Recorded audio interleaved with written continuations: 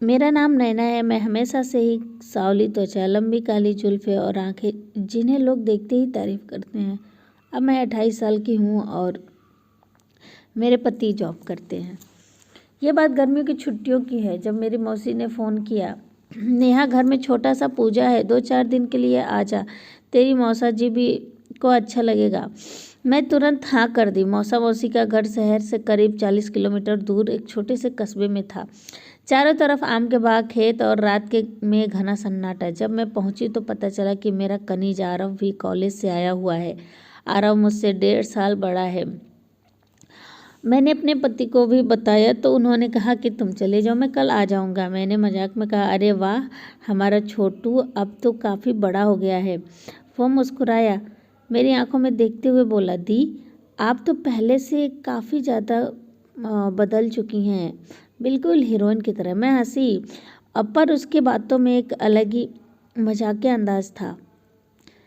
रात हो गई, हम सब बैठकर खाना खाए साथ में और अगले दिन सुबह पूजा थी तो रात में काफ़ी सारी तैयारियां भी करनी थी। मौसी ने बहुत सारी जिम्मेदारियां मेरे ऊपर भी दे रखी थी पूजा की तैयारियों की। तो मैं और आरफ दोनों मिलके पूजा की तैयारियों में लगे हुए थे।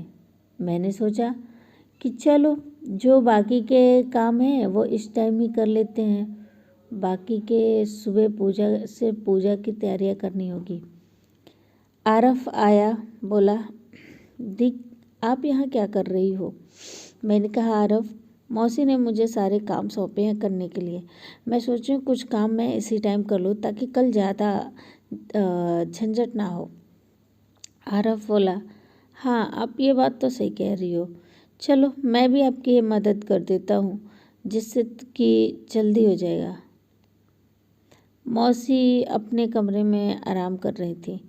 घर में बाकी और भी मेहमान आए हुए थे। बाकी लोग सब अपने अपने कमरे में आराम कर रहे थे। रात हो चुका था तो मैं और आरफ बस घर के कुछ काम थे तो दोनों मिलके वही कर रहे थे। मैंने आरफ से कहा, आरफ वैसे कॉलेज में तेरी कितनी दोस्त हैं? उसने कहा, दीदी सच कहूँ तो मुझे पढ़ाई से टाइम ही नहीं मिलता है। मैं आपको तो पता ही है कि मैं ज़्यादातर समय अपनी पढ़ाई में लगाता हूँ। मैंने कहा, चल अच्छी बात है, पढ़ाई के लिए तो तू शहर गया है गांव से इतनी दूर, वहाँ पे रहता है और ख़ुद भी खाना भी बनाता है और फिर साथ में पढ़ाई भी करता है। बहुत अच्छी बात है, मन लगा के पढ़ाई कर।